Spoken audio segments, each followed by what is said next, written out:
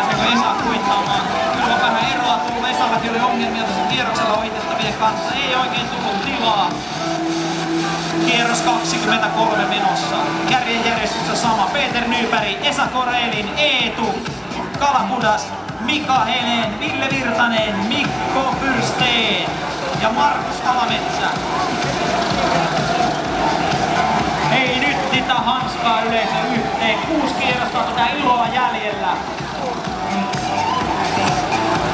Voittajalle luvassa mainetta ja mammuna ja ihan huikea maailmanfinaalipaikka Itävaltaan. Red Bullin kehtoon.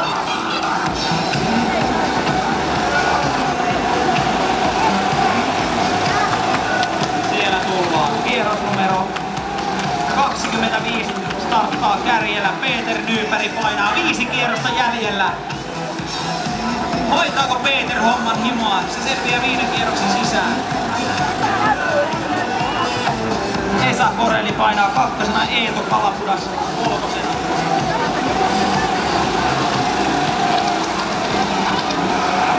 Neljä kierrosta jäljellä.